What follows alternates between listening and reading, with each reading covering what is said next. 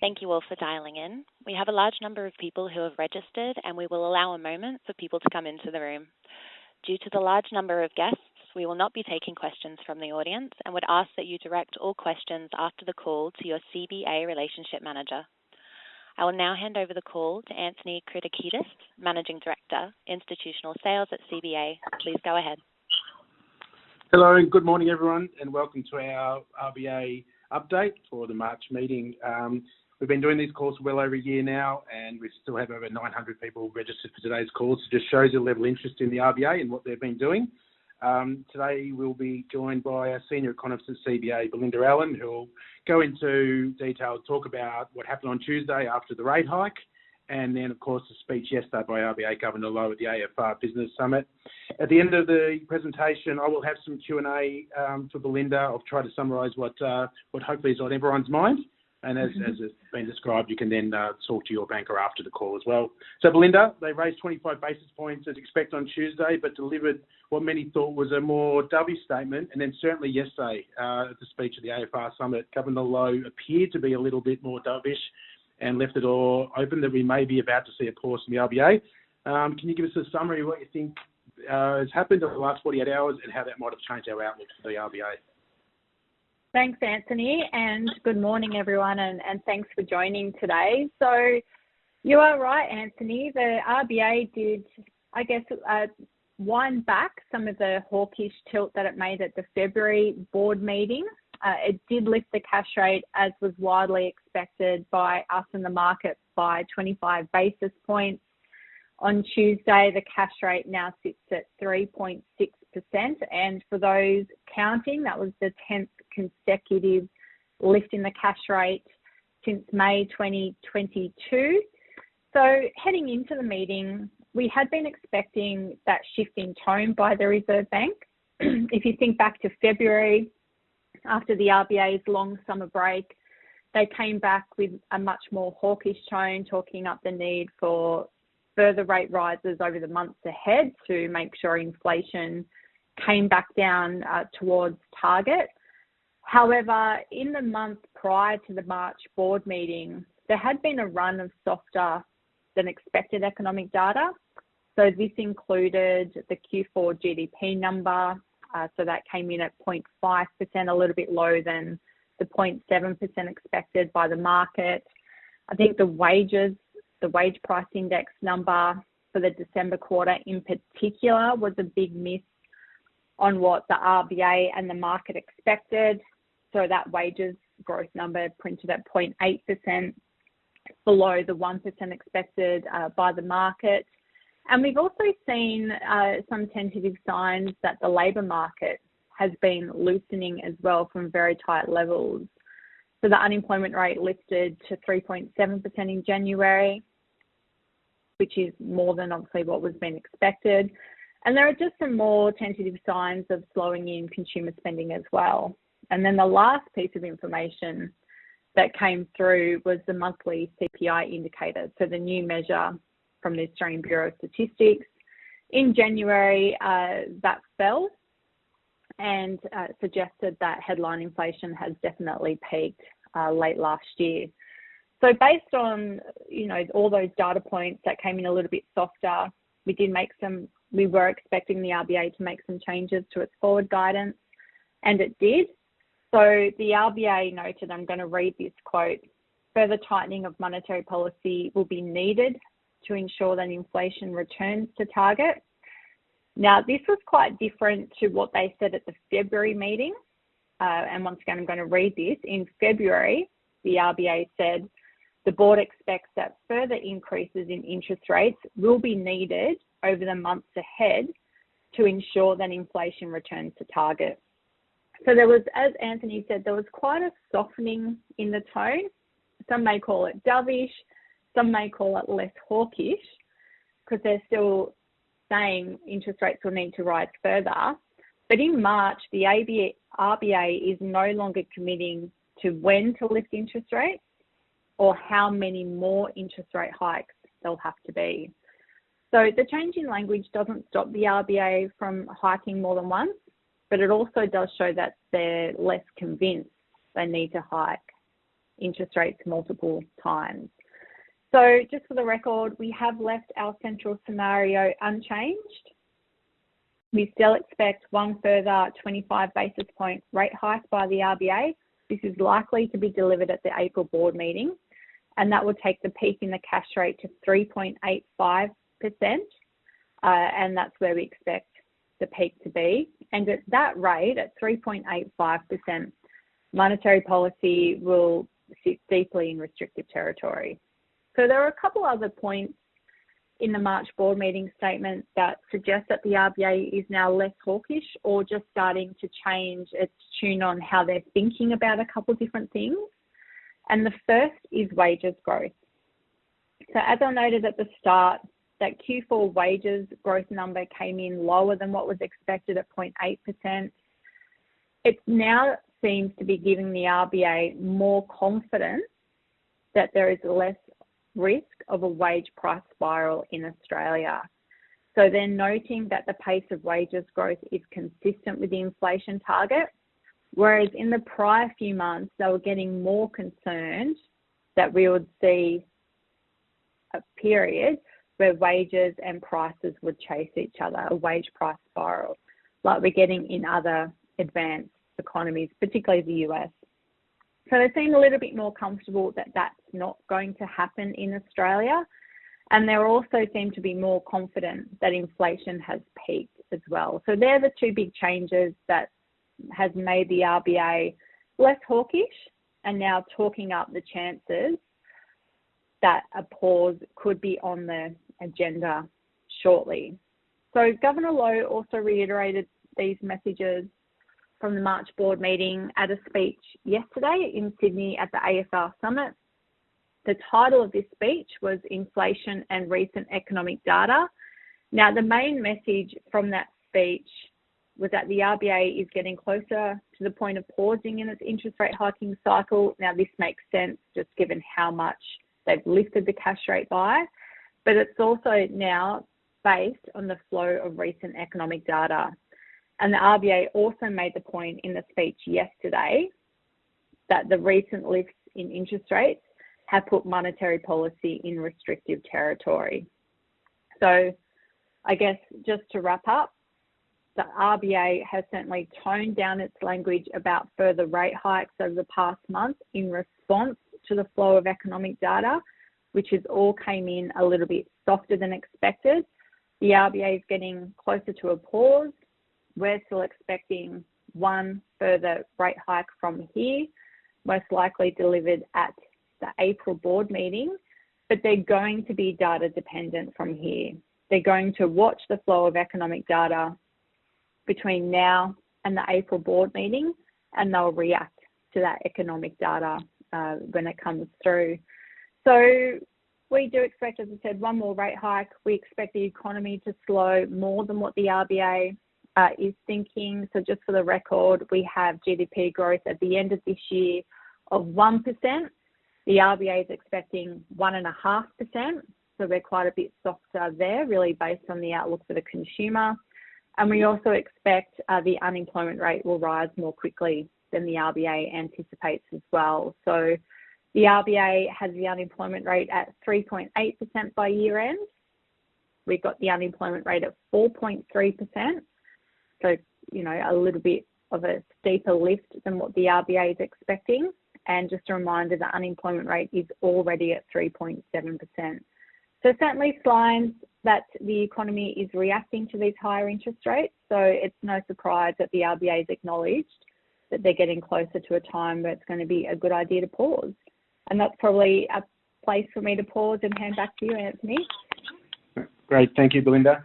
Okay, you covered a lot there. Why don't we start with what the so-called mortgage cliff in Australia. Obviously, fixed rates, a lot of fixed rate mortgages are rolling off, started to roll off now and will roll off throughout the year. And obviously, we being the biggest lenders in the country, we're seeing this.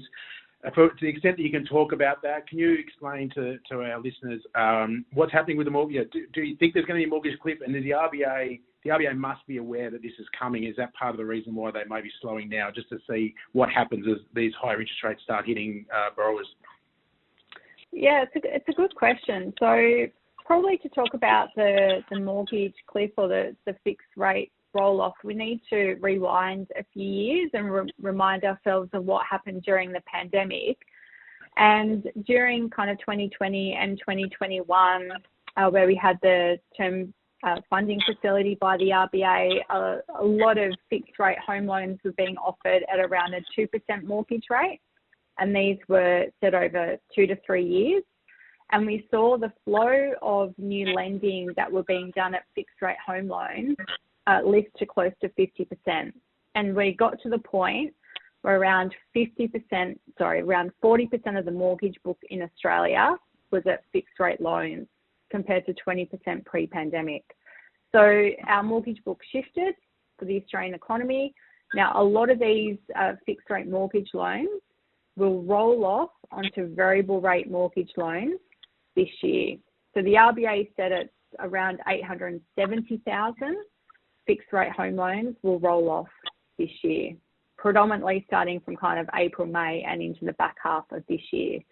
So these loans will roll off from around a 2% mortgage rate to what the variable mortgage rate will be at that time, which will be over 5.5%. That will obviously be a large lift in mortgage repayments for those on fixed rate mortgages.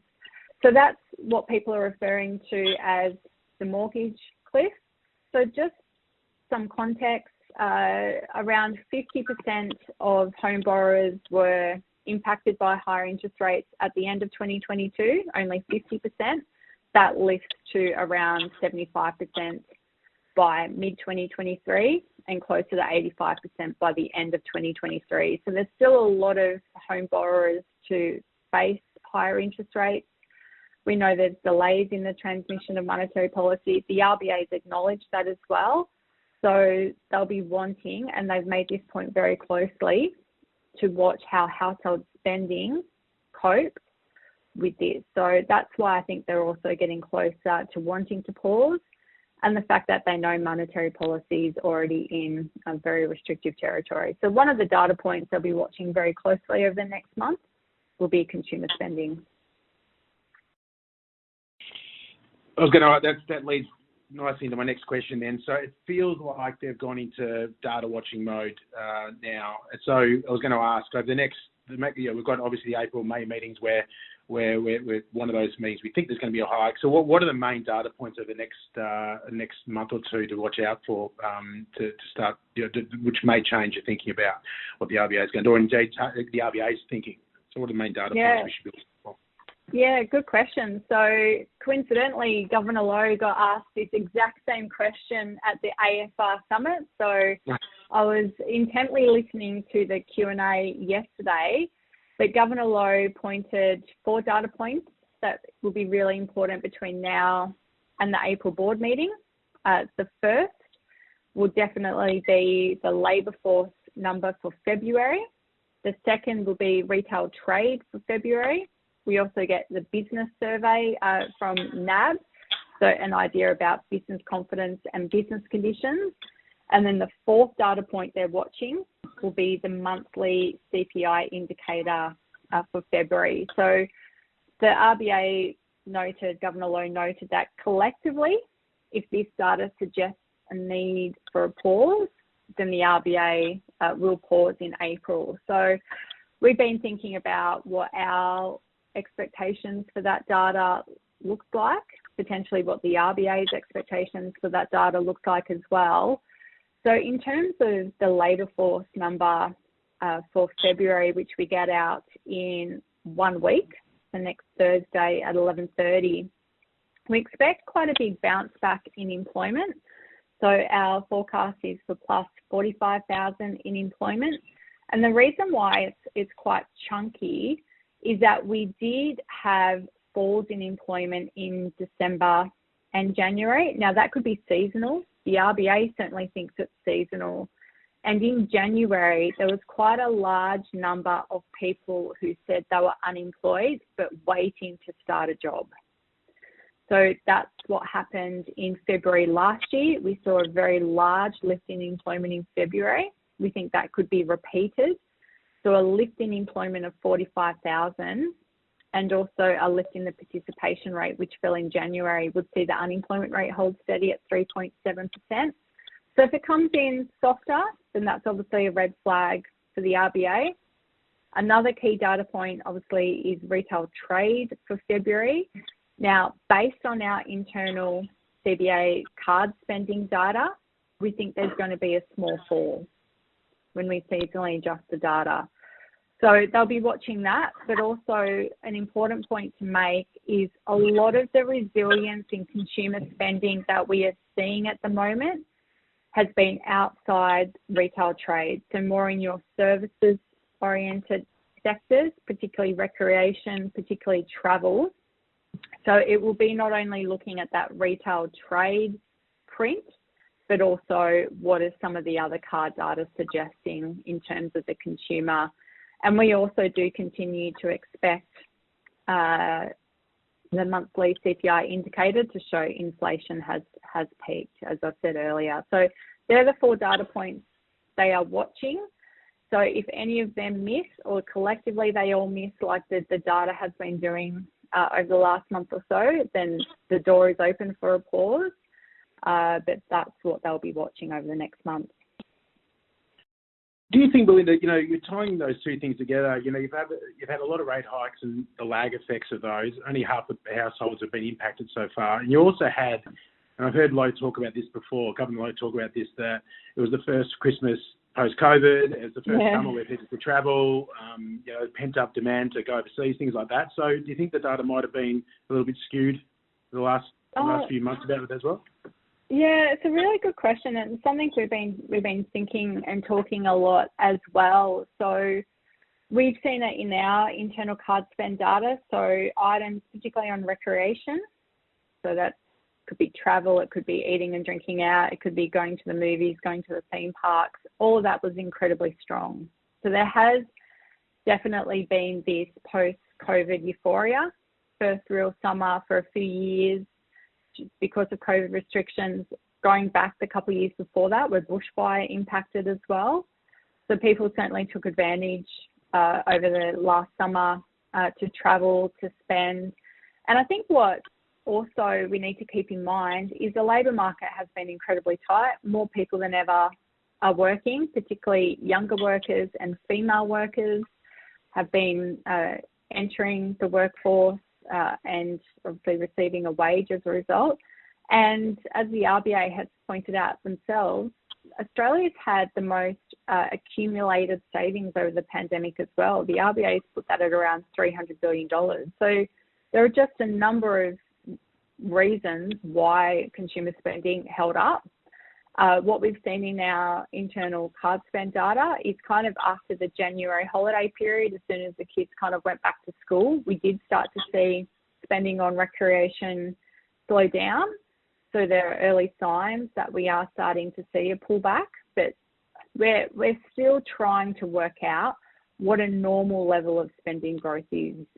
So it's still challenging, I think, at the moment to work that out, but we are more confident that consumer spending is starting to slow. Just looking beyond the next month or two of data, in the US, there's this concept of, people have been talking about a hard landing or a soft landing, so a big recession or a smaller recession. And now there's a feeling there may be what they're calling a no landing. So you just sort of, things slow down a bit, inflation slows down, but we pretty much just continue on as we're going, everything's just slowed a bit. Do you think there's a chance of that in Australia, or do you think either a big or a small recession sort of imminent later in the year? What's our base case beyond that? Yeah, there's a lot of chatter at the moment about the differences between the US and Australia. So, I mean, we've just seen that in markets the last couple of days, where Fed Chair Powell has really had to take a hawkish tone again, talking up the need for more rate hikes. So interest rates in the US are likely to go above 5%. So we expect 2 more rate hikes in the US here at CBA. And that's because the data's re-accelerated. So kind of around the turn of the year, the data was softening a little bit, but recent evidence has been the data's re-accelerating, and that's why you've got people talking about this no landing in the US. Australia's a little bit different, I think, for 2 reasons. First, the pass-through to interest rates for home borrowers in Australia is a lot quicker because of the variable rate mortgages here. So, 60% of the books on variable rates. We've all experienced higher interest rates here. In the US, if you're an existing borrower, you borrow for 30 years fixed rates, you haven't felt higher interest rates. So the pass-through here is quicker. And the second big difference between the US and Australia at the moment is wages growth. So here wages growth is rising, certainly the highest in about 10 years, but it's a little bit above 3%. In the US, it's close to double that. And the reason is labour supply. So in Australia, over the past 3 years, we've actually seen a lift in the participation rate, driven by younger workers and females. In the US, the participation rate or labour supply is smaller than it was pre-COVID, the Great Resignation effect, if I can use that term. So those are two key differences. So we have seen signs of a slowdown in Australia. We're certainly not calling a recession. We think slower below trend growth of around that 1% by year end. That will be enough to lift the unemployment rate. So as I said earlier, we expect the unemployment rate to get to above 4%, 4.3% by year end. And we think with slower economic growth of 1% below trend, unemployment rate moving above 4%, that could bring the RBA into play to cut rates before year end. Just one last question before I let you off the hook, Belinda. So there's been some suggestion that the raised rate hikes aren't going to be as effective in slowing down inflation, because inflation's become a lot more structural. Like you've talked about tight labour markets. There's been a big underinvestment in mining over the last decade, so resource prices are elevated. Geopolitical issues, keeping energy prices high, oil in particular, and gas. So are you a believer that these rate hikes, a lot of this can't be solved by rate hikes, high food prices and things like that? What do you think about that theory? Oh, it's a good question. I think, the RBA has to try to solve inflation. They've got one tool to do it. It's a blunt tool, which they recognise as well.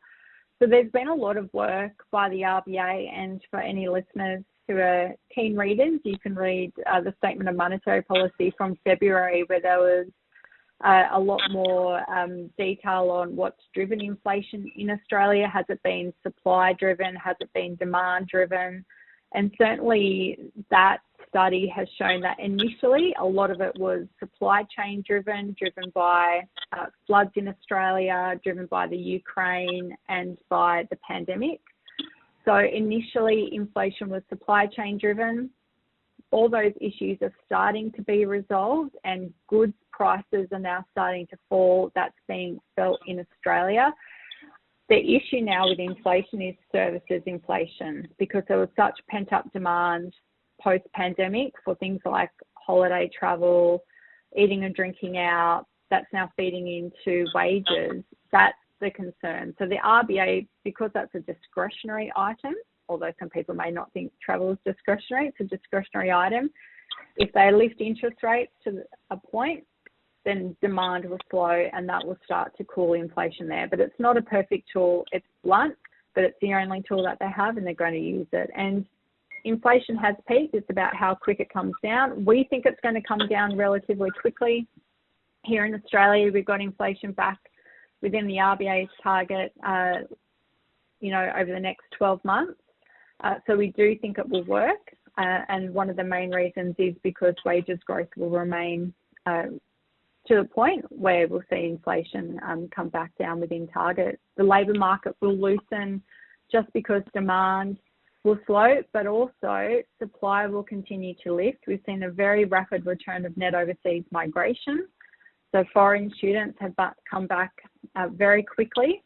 So we've seen that throughout most states in Australia. So the labour supply lift will help, cool down some of those services inflation issues that we've seen in Australia. Great. Thank you, Belinda. Very hard to summarise all that in 30 seconds, but if you could have one big takeaway for our listeners, all the things that you just said and what we've heard over the last 48 hours, what would your one big takeaway be for our clients listening? The RBA is now data dependent, so keep a keen eye on the economic data between now and April, but they are definitely closer to the point of pausing. We still think they've got one more rate hike in them, but with slower economic growth and a lift in the unemployment rate, we do expect rate cuts late this year and the first half of next year. Great, thank you. Well, thank you for sharing your insights, Belinda. Thank you to 900 or so who've dialed in, and thank you for your ongoing support. As always, if you've got any more questions, you can speak to your CBA representative. Thank you for joining the call, and we will be back in a month's time to review the April meeting. Thank you very much.